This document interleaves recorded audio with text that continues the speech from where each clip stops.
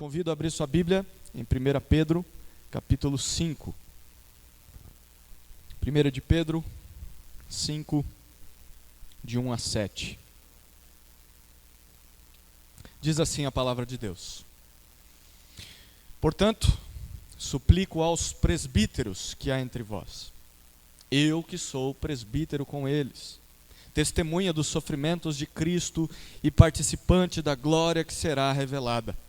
Pastoreai o rebanho de Deus que está entre vós, cuidando dele não por obrigação, mas espontaneamente, segundo a vontade de Deus, nem por interesse em ganho ilícito, mas de boa vontade, nem como dominadores dos que vos foram confiados, mas servindo de exemplo ao rebanho. Quando o Supremo Pastor se manifestar, recebereis a imperecível coroa da glória. Do mesmo modo, vós, os mais jovens, sujeitai-vos aos presbíteros, ou mais velhos. Tende todos uma disposição humilde uns para com os outros, porque Deus se opõe aos arrogantes, mas dá graça aos humildes. Portanto, humilhai-vos sob a poderosa mão de Deus, para que Ele a seu tempo vos exalte, lançando sobre Ele toda a vossa ansiedade, pois Ele tem cuidado de vós. A liderança é um assunto do qual muitos hoje em dia fogem. As pessoas fogem de assumir a liderança, talvez por maus exemplos que tiveram no seu passado, talvez porque acham muita responsabilidade. Eu não quero assumir essas coisas. Talvez porque se sentem inadequados. Eu não estou pronto. Eu não sei se um dia estarei pronto. Há pessoas que rejeitam o posto de liderança na igreja por medo de resistência dos seus liderados. Como vou lidar com pessoas que não aceitem o meu conselho? Eu prefiro ficar escondido, sem assumir essa responsabilidade. Mas também é um tema do qual igrejas fogem, de eleger. Se por um lado muitos fogem de assumir uma posição de liderança, muitos fogem de votar em líderes. E igrejas sofrem quando não fazem isso, porque talvez foram feridas por maus líderes lá no passado, e se sentem machucadas e dizem: é melhor não termos líderes, é melhor não darmos tanta liberdade para líderes. Outros se restringem em eleger líderes por não aceitarem ter alguém como eles, sobre eles. Imagine, você cresceu junto comigo, nós jogávamos bola juntos, nós saíamos juntos, nós comíamos lanche juntos, e agora você diz que você manda em mim, que você tem autoridade sobre mim. Quem é você para dizer algo para que eu faça? Enfim, liderança é um tema do qual as pessoas fogem, mas liderança é algo estabelecido por Deus na igreja. Nós já vimos isso domingo passado. E Deus tem um propósito em nos dar liderança. O propósito de Deus é cuidar de nós. Ao levantar homens que nos liderem, Deus tem o intento de cuidar de nós. Eu quero que você se lembre disso. Esses homens representam o cuidado de Deus em nossa vida, como igreja.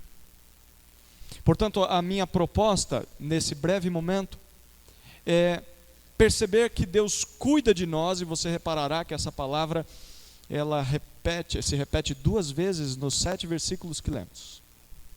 Deus cuida de nós de 2 formas. Primeira forma, através de presbíteros fiéis. Deus cuida de nós através de presbíteros fiéis. E a segunda forma, Deus cuida de nós através de ovelhas humildes. Ovelhas humildes. Vamos perceber isso ao observar os versículos que já foram lidos. A primeira carta de Pedro foi escrita a uma igreja sofredora. Era o início da perseguição aos cristãos no primeiro século. E o desafio de Pedro para esses irmãos era: olhem para Cristo. Cristo sofreu para cumprir a vontade de Deus por amor de nós. Então, imite a Cristo. Faça a vontade de Deus, mesmo que isso provoque sofrimentos e lamentos e perseguições. Imite a Cristo. Inclusive, esse é o tema do verso 18 do capítulo 4. Se você acompanhar comigo o contexto, capítulo 4, verso 18, de 1 de Pedro, ou melhor, verso 19, ele diz: portanto, os que sofrem segundo a vontade de Deus devem confiar a vida ao fiel Criador, praticando o bem. O texto diz: se você sofrer por praticar a justiça, Deus cuida de você. Se nós sofrermos como igreja por praticarmos o bem, Deus cuida de nós. De quantas formas? De duas formas. Primeira forma, através de presbíteros fiéis. Acompanhe comigo novamente versos de 1 a 4. Portanto, eu suplico aos presbíteros que há entre vós, eu que sou presbítero com eles, testemunha dos sofrimentos de Cristo e participante da glória que será revelada, pastoreai o rebanho de Deus que está entre vós, cuidando dele não por obrigação, mas espontaneamente, segundo a vontade de Deus, nem por interesse em ganho ilícito, mas de boa vontade, nem como dominadores dos que vos foram confiados, mas servindo de exemplo ao rebanho. Quando o Supremo Pastor se manifestar, recebereis a imperecível coroa da glória. Deus cuida de nós, através de presbíteros fiéis. No verso 1 nós lemos que Pedro suplica aos seus leitores. Ele implora. Imagine o apóstolo Pedro, aquele Pedro que negou Cristo por 3 vezes. Pedro impulsivo. Pedro que foi restaurado por Jesus depois da ressurreição. O próprio apóstolo Pedro usa um termo que é como se ele se ajoelhasse diante daquela igreja e dissesse: eu imploro, por favor, eu imploro aos presbíteros. E perceba que ele diz: eu, um presbítero como eles. Ou seja, a palavra presbítero é um ancião, não apenas alguém de cabelos brancos, mas a palavra vai mais além do que isso. Alguém maduro espiritualmente. Eu imploro aos presbíteros, e nós sabemos que presbíteros é a mesma coisa que pastores ou bispos. Eu imploro a vocês que são como eu. Pedro era um apóstolo, mas ele não diz: presbíteros, eu imploro a vocês como um apóstolo. Ele diz: eu sou igualzinho vocês. Eu sou um pastor como vocês. Os presbíteros foram os líderes sucessores dos apóstolos na igreja. Os apóstolos morreram e não foram substituídos. E no seu lugar eles deixaram os presbíteros para cuidarem da igreja. Homens que se levantavam dentro do rebanho para pastorearem o povo de Deus. E é justamente isso que ele implora no verso 2. Pastoreai. A palavra pastorear significa zelar, cuidar. É a mesma coisa de ajudar alguém, de conduzir alguém. Nós imaginamos um pastor de ovelhas. E é justamente isso que ele diz: pastoreai o rebanho de Deus. Rebanho de Deus não são ovelhas literais. Ainda bem que o meu trabalho não é cuidar de ovelhas, porque eu passaria fome. Ovelhas literais. Mas ele diz: o rebanho que há entre vós. Ele está falando de pessoas pelas quais Cristo morreu. Se você acompanhar comigo o capítulo 2, versos 24 e 25, olha o que Pedro já disse para essa igreja. Capítulo 2, versos 24 e 25. Ele disse assim: ele mesmo, Jesus, levou nossos pecados em seu corpo sobre o madeiro, para que, mortos para os pecados, pudéssemos viver para a justiça, pelas suas feridas fostes sarados. Porque vivíeis como ovelhas desgarradas mas agora retornastes ao pastor e bispo da vossa alma. Quem é o rebanho que está entre os presbíteros, senão as ovelhas, as quais Cristo salvou, por quem Cristo morreu? Como nós pastoreamos o rebanho de Deus? O final do verso, a segunda parte do verso 2 diz: cuidando dele. Voltando lá para o capítulo 5. Pastoreai o rebanho de Deus que está entre vós, cuidando dele. A primeira vez que a palavra cuidar aparece aqui. Supervisionar, proteger o rebanho. Como presbíteros pastoreiam o rebanho de Deus? Cuidando desse rebanho. E eles cuidam de 3 maneiras. Primeira maneira, o verso 2 diz: não por obrigação, mas espontaneamente. Presbíteros e diáconos, isso serve para vocês. Vocês devem cuidar do rebanho de Deus, não por serem forçados ou obrigados, como se estivessem amarrados, mas de forma voluntária e intencional, porque o texto diz: essa é a vontade de Deus. Vocês devem querer fazer isso. Vocês querem? Sim ou não? Sim? Sim? Sim. Senti meio... Sim. Segunda maneira de pastorear, de cuidar desse rebanho. Agora, nós vemos isso ainda no verso 2. Não por interesse em ganho ilícito, que na sua versão talvez esteja como sorte da ganância, mas de boa vontade. Esse pastoreio, esse cuidado do rebanho do Senhor, não é pensando em ganhar algo em troca, mas simplesmente com o desejo de ser útil, de servir. Então, o pensamento de um presbítero fiel não é o que eu posso ganhar. Você está afim de pastorear o rebanho de Deus, mas o que eu vou ganhar com isso? O quanto eu vou ganhar com isso?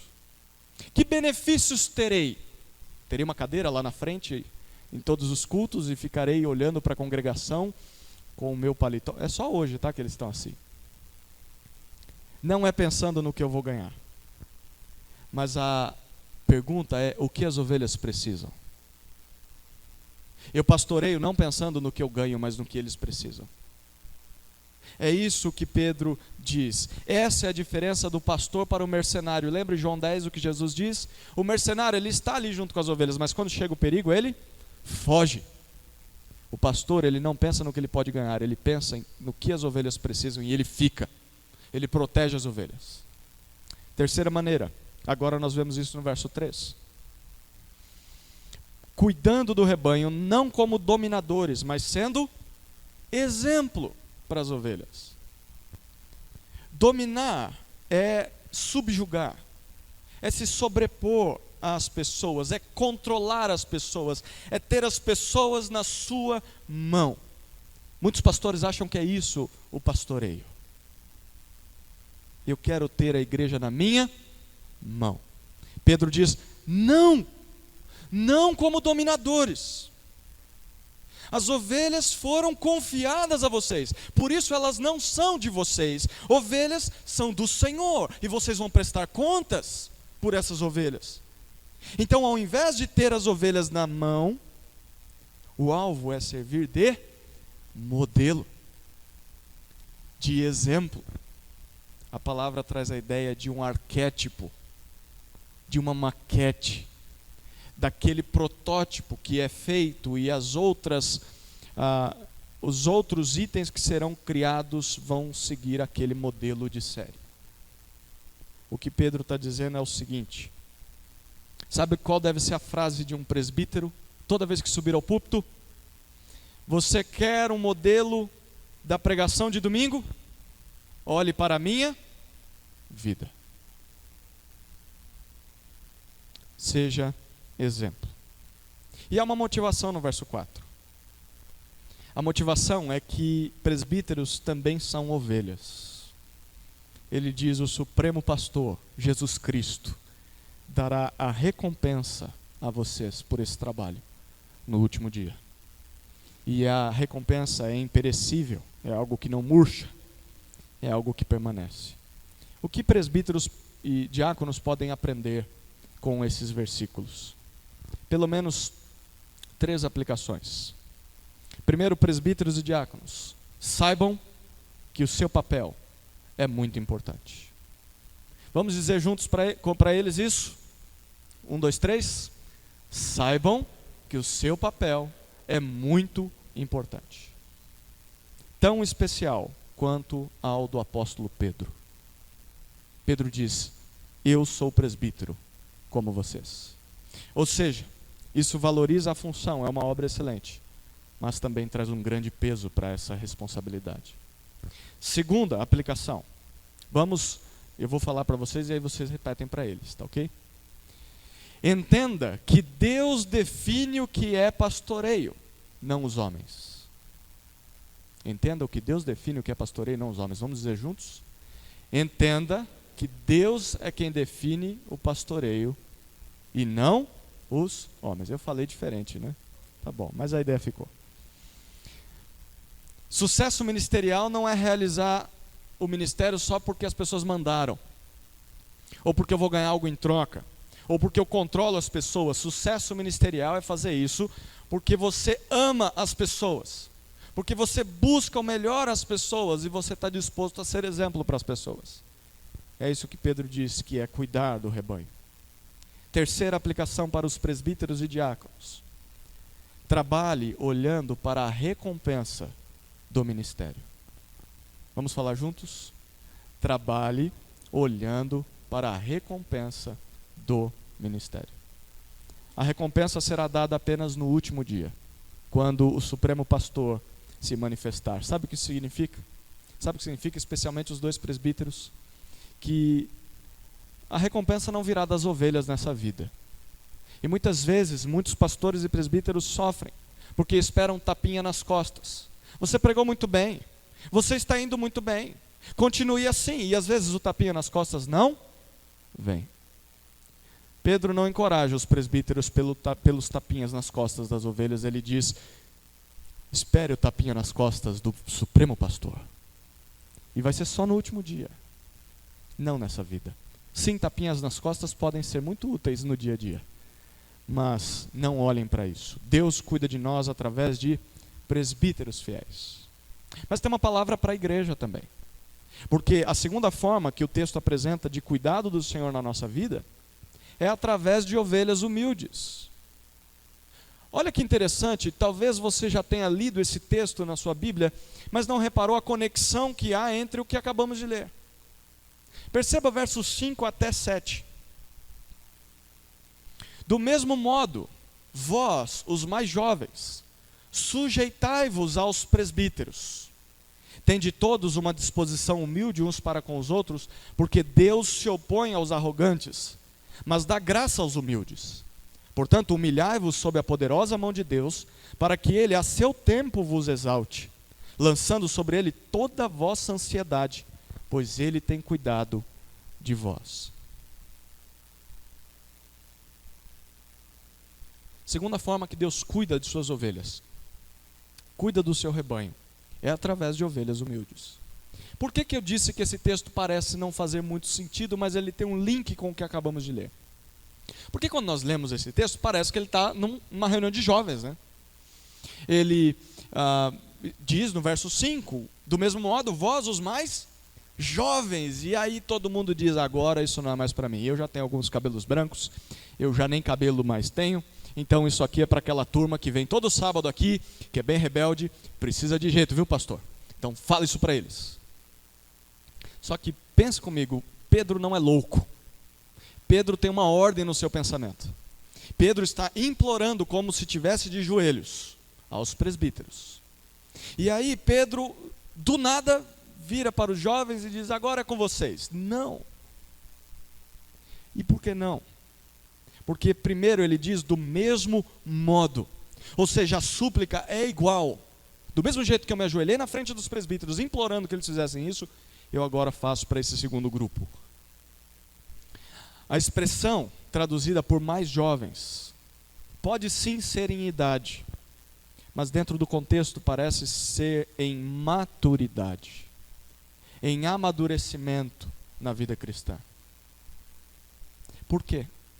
Porque ele diz: sujeitai-vos aos mais velhos, e algumas traduções trazem isso. Só que sabe qual palavra é essa? Presbíteros. O que parece que Pedro está fazendo é o seguinte: ele falou com os presbíteros, agora sabe com quem que ele vai falar? Os presbíteros, que são aqueles que devem ser os mais maduros na comunidade para conduzir a comunidade. Sabe com quem que ele vai falar agora?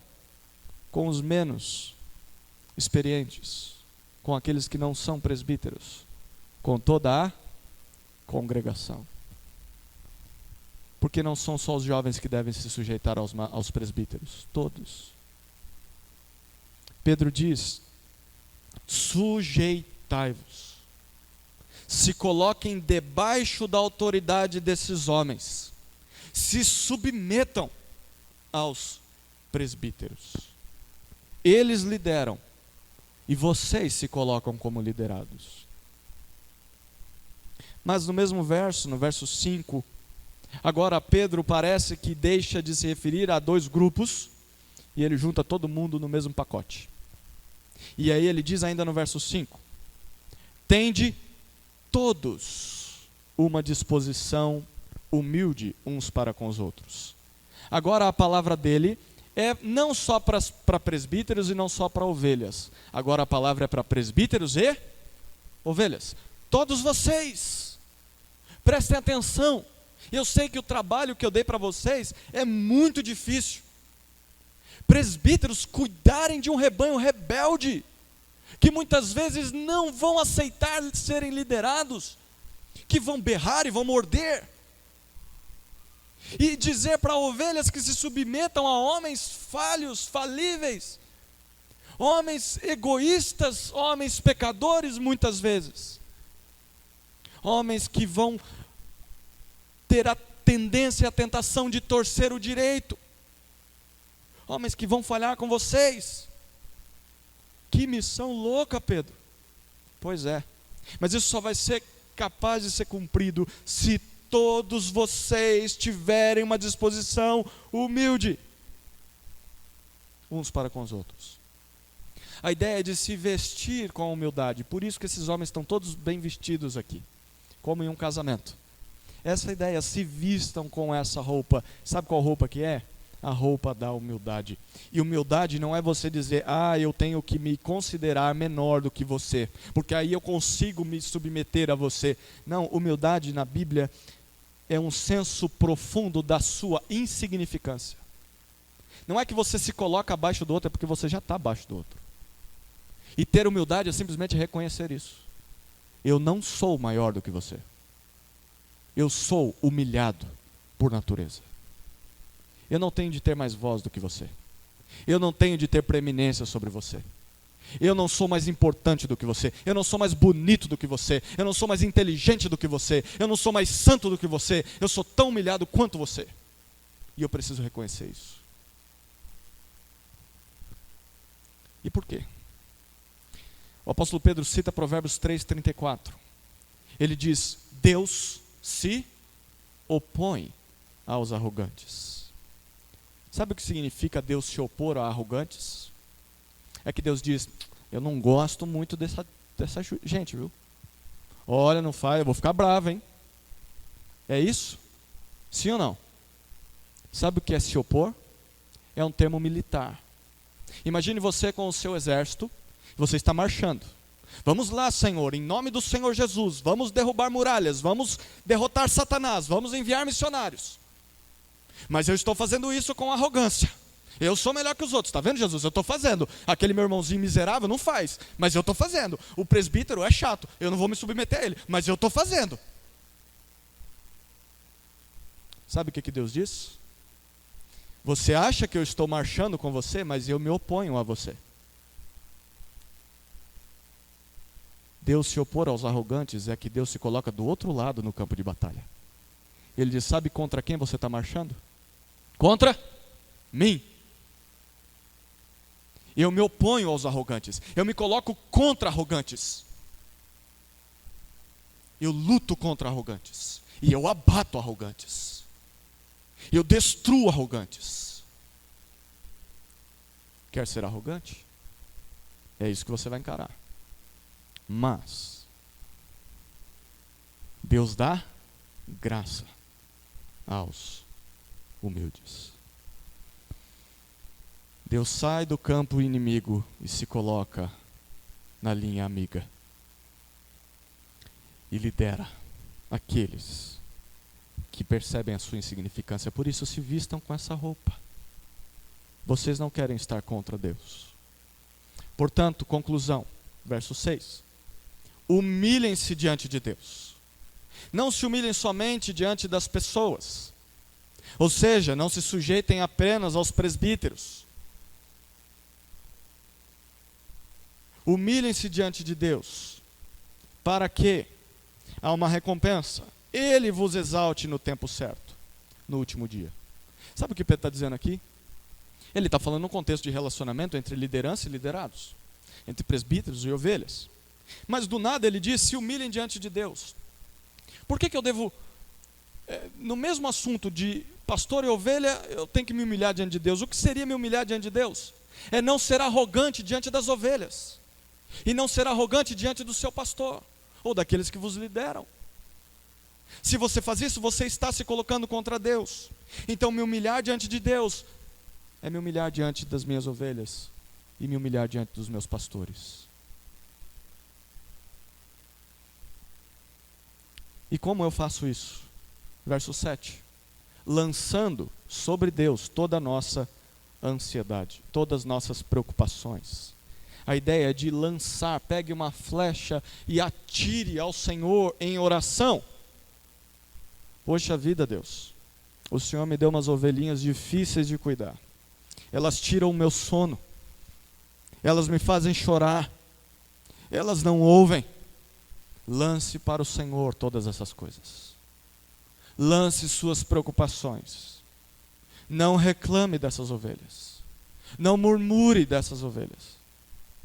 Poxa, Senhor, o Senhor colocou líderes difíceis de se submeter. Aquele camarada fala todo errado. O outro lá não consegue amarrar o sapato. O outro lá, e quando ele às vezes fala, eu não entendo muito o que ele diz. O outro lá, 35 anos atrás, pisou no meu pé e não pediu desculpa, então para mim ele não é mais digno de respeito. Ao invés de murmurar, de reclamar, você lança ao Senhor essas ansiedades. Senhor, põe a mão sobre aquele homem. Cuida dele. Eu sei que não é fácil estar na função que ele está. Eu não entendo ele. Talvez eu não goste dele. Mas eu oro por ele. Porque isso é não ser arrogante. E o texto diz, por quê? Porque se eu não lutar por meus direitos, quem é que vai fazer? É isso que Pedro diz? Não! Ele diz, lance ao Senhor toda a vossa ansiedade, porque Ele tem cuidado de vós. Segunda vez que essa palavra aparece aqui. Ou seja, o Senhor pensa em vocês. O Senhor se preocupa com vocês. O Senhor considera cada um de vocês. Ele vê a sua necessidade e Ele pastoreia você mesmo quando homens falham. E Ele cuida de você mesmo quando ovelhas são rebeldes. Portanto, os presbíteros e diáconos vão dar uma aplicação para todos nós como ovelhas. Primeira, sujeitem-se a seus presbíteros. Vamos dizer juntos para eles? Sujeitem-se a seus presbíteros. Presbíteros são homens maduros e sábios, que se preocupam com as suas almas. Então se coloquem abaixo deles, mesmo apesar de serem homens como vocês, falhos como vocês, mas que estão buscando fazer a vontade do Senhor. Agora, a palavra é para todos nós, e todos nós vamos dizer isso porque Pedro aplica para todos. Segunda aplicação, vistam-se de humildade. Vamos falar juntos? Vistam-se de humildade. Significa desistir da arrogância, de que eu sou alguém melhor que o outro. E significa reconhecer a nossa insignificância diante dos outros e diante de Deus. Terceira aplicação, é para todos nós. Lembrem-se de que Deus é seu pastor e cuida de vocês. Lembre-se de que Deus é o seu pastor e cuida de vocês, mesmo quando pastores humanos falham, ou irmãos e ovelhas nos ferem no ministério. Mesmo assim, o Senhor tem cuidado de nós. Não é que Ele vai cuidar quando vier um melhor pastor, ou melhores presbíteros, ou melhores diáconos. Não é que Ele cuidou e agora nós estamos esperando Ele cuidar. É que Ele já cuida e tem cuidado. Portanto, lembre-se de que Deus é seu pastor e cuida de vocês. Deus nos lidera, e nessa liderança há pastoreio, e nesse pastoreio há cuidado, e nesse cuidado há presbíteros fiéis e ovelhas humildes. Se você tem os dois, essa é a maneira de perceber o cuidado de Deus na sua vida, mesmo em meio ao sofrimento, por fazermos a vontade de Deus. Então, a partir de agora, essa é a maneira de estender esse cuidado aos outros. Aos presbíteros, eles serão fiéis.